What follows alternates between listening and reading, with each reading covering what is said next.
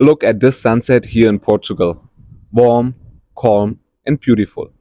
It actually reminds me a lot of Cambodia.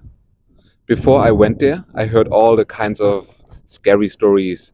People told me it's dangerous, the street food will make you sick, it's not safe for tourists.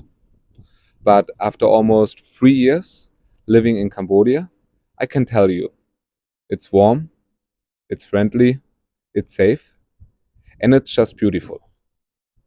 So if you are planning a trip and wondering what it's really like, here are the things I learned in living almost 3 years in Cambodia. The good, the surprising, and a few tips that will make your trip a little bit easier. Let's start with the thing most people worry about: safety. In 3 years of living there, I felt safer in Cambodia than in many big European cities. Of course, use common sense. Don't leave your phone laying around on a busy street or at the bar table, but overall, it's welcoming, calm, and safe. Never something got stolen from me there in the time. Even solo female travelers usually feel comfortable there. If you want to know more, I made 2 full videos about safety in Cambodia. I will link it in the description or up here or here. I'm not sure. Now, the part everyone loves: the food. Cambodian street food is generally clean and fresh, especially at the riverside in Siem Reap and along the Mekong River in Phnom Penh. It's totally fine to eat. Locals eat there every night. The food turnover is high, so it's often safer than some forgotten tourist restaurants. Try grilled fish, skewers, beef lok lak, pro hog, fish amok, and so on. Don't miss it out. Cambodians' food is much better than expected. If you're worried about your stomach, start slow, but don't skip the street food experience. It's a huge part of the culture, and also as a vegetarian eater, you will find enough food. Vegan is sometimes a little bit more difficult at riverside maybe, but there are also many vegan eateries inside the cities. One of my favorite things is how easy it is to move around. In Siem Reap, renting a scooter, bicycle, or e-bike is the best way to explore the city and even head into the countryside. Roads are generally calmer than in Vietnam or Thailand. So even beginners can feel okay and safe on the streets. You can take a scooter to the countryside to Phnom Krom. It's a little mountain near Siem Reap where you can see such a nice sunset like here in Portugal, or even to the cooler mountains. If you don't want to drive yourself, use tuk-tuks. Always book them with apps like Grab or PassApp. Prices are fixed and fair. Just give a small tip at the end and then the tuk-tuk driver is happy. Of course, you can't miss Angkor Wat. But here's my tip: buy the 3 days temple pass. Because then it's because it's not just a temple, it's a whole historical city.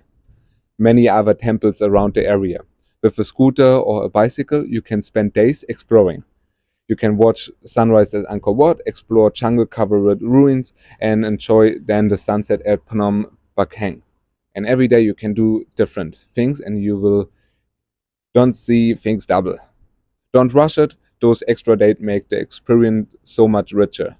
It's not just about Angkor Wat. The best time to visit is roughly November to February. Warm but not crazy hot and basically no rain. March to May gets really, really hot. For me, too hot. From June to October, it's rainy season. But that also means less tourists and a greener landscape. The showers, so the rain, usually last just an hour or two. And personally, I sometimes like the rainy season more because it's a little bit cooler air after the rains. The countryside looks just amazing at this time. Otherwise, November to February are the best probably when you visit as a tourist and want to see as much as possible without rains. Cambodia uses US dollars everywhere. You will also get small change in Cambodian real. That's normal. So if you come to Cambodia with just dollars, you will be fine. Just bring smaller dollar bills, 1, 5, 10, $20 notes. That's fine. Maybe not 100. It's sometimes hard to change. No need to exchange for real before you arrive. If you pay in dollars, you will often get a bit of change in real, and that's totally fine. As I said, I also did a whole separate video about money in Cambodia. Check the link below, up and below in the description. You can watch everything about money and banking in Cambodia. If you are on a short trip, treat yourself right with a good hotel with a pool. The weather is hot almost all year. So if you have a hotel a little bit outside the city with a nice pool, that would be lovely after a hot day in the city and in the countryside. If you're staying longer, there are also plenty of affordable apartments as well. If you want to know how much you spend in Cambodia, I made also a video about how affordable Cambodia is. You can watch it also up here or down here. So, Cambodia's recent history is tough. The Khmer Rouge period is something every visitor should understand. If you are in Phnom Penh, visit the S21 Museum and the Killing Fields. It's really not easy, but it gives you a perspective and respect for the people. When meeting Cambodians, a few Khmer words would be good if you just know. The people would really appreciate it. Then they're really happy if you speak just a few words like Sus Dai for hello or Okun for thank you. Also, you will notice that sometimes maybe they will call you Bong, Om, or On. Bong is for someone the same age like you. On is for someone who is younger than you. And Om is for someone who is older than your parents. It's just a form of respect in which way you talk to people or people talk to you. And a little effort in learning the language will get you always a smile. So I would really say just say it. So just learn a few words and the Khmer people will be so happy. Now at the end, a little extra tip.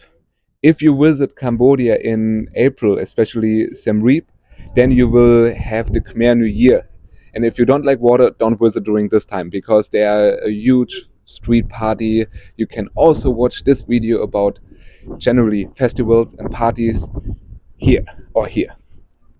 So, at the end, this was my honest view and my honest list of things you should know before you visit Cambodia. For me, it's one of the friendliest, most welcoming countries I ever visited or lived in. I hope these tips help you and make the experience in the same way really, really good. So, with this, I want to say, like always, let's live, move, and grow physically, mentally, and culturally. If you like this video, please give it a thumb up, subscribe to the channel. I will talk more about Cambodia and other countries. Next, we will go to India and Myanmar. And soon I'll be back in Cambodia. In November, I will be back, and then I will give you more update videos about life in Cambodia. See you in the next video. Bye bye.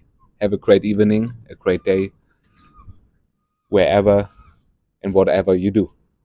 Bye bye.